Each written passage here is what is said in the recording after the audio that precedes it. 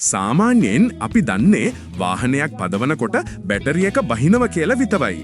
හැබැයි ඔබ දන්නවද ඔබ වාහනේ බ්‍රේක් පාගන සෑම වතාවකම ඔබේ වාහනේ බැටරිය නැවත charge වෙනවා කියලා.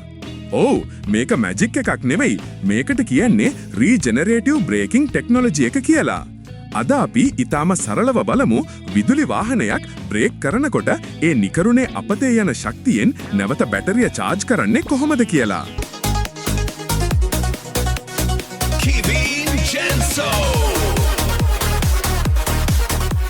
මුලින්ම අපි බලමු සාමාන්‍ය පෙට්‍රල් ඩීසල් වාහනයක වෙන්නේ මොකක්ද කියලා. ඔබ වේගයෙන් යන වාහනයක් බ්‍රේක් කරද්දී ඒ වාහනයේ තිබුණු චාලක ශක්තිය කිනේටික් එනර්ජි බ්‍රේක් පෑඩ් අතර ඇතිවන ඝර්ෂණය නිසා තාපය හීට් බවට පත් වෙලා වායු ගෝලයට විහිදී යනවා. එය කියන්නේ ඒ ශක්තිය සම්පූර්ණයෙන්ම අපතේ යනවා. හැබැයි ඉලෙක්ට්‍රික් වෙහිකල් එකකදී අපි උත්සාහ කරන්නේ මේ අපතේ යන ශක්තිය අල්ලගෙන නැවත බැටරියට යවන්නයි. මේකේ ප්‍රධානම රහස තියෙන්නේ වාහනයේ තියෙන ඉලෙක්ට්‍රික් මෝටර එක ඇතුලේ. විදුලි වාහනයක මෝටරයට පුළුවන් ආකාර දෙකකට වැඩ කරන්න. ඩ්‍රයිවිං මෝඩ් බැටරියෙන් විදුලිය අරගෙන රෝද කරකවනවා.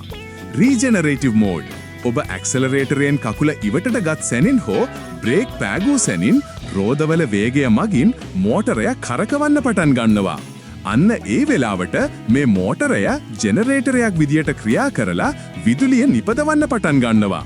මේක හරියට අර ඉස්සර බයිසිකල් වල තිබුණු ඩයිනමෝ එක වගේමයි. මේ තාක්ෂණය නිසා ගොඩක් EV වල one pedal driving කියන පහසුකම ලැබෙනවා. ඒ කියන්නේ ඔබ ඇක්සලරේටරයේ පාගනයක නතර කළ සැනින් වාහනේ ඉබේව බ්‍රේක් වෙන්න පටන් ගන්නවා. මෙහිදී සිදුවන්නේ මෝටරේ ජෙනරේටරයක් ලෙස ක්‍රියා කරන විට ඇතිවන මැග්නටික් රෙසිස්ටන්ස් එක මගින් වාහනේ ස්ලෝ කිරීමයි.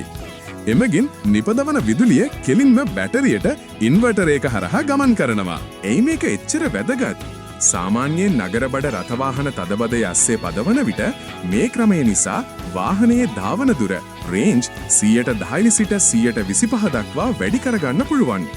සාම්ප්‍රදායික බ්‍රේක් භාවිතය අඩුවන නිසා බ්‍රේක් පෑඩ් ගෙවී යාම ඉතාම අවම වෙනවා. ඒ කියන්නේ නඩත්තු වියදම් අඩුයි. ශක්තිය අපතේ යාම අවම කරන නිසා පරිසර හිතකාමී බව තවත් වැඩි. හැබැයි මේක හැම වෙලේම එකම විදියට වැඩ කරන්නේ නැහැ. කරුණු දෙකක් මතක තියාගන්න ඕනේ. ඔබේ බැටරිය 100%ක් charge වෙලා නම් තියෙන්නේ.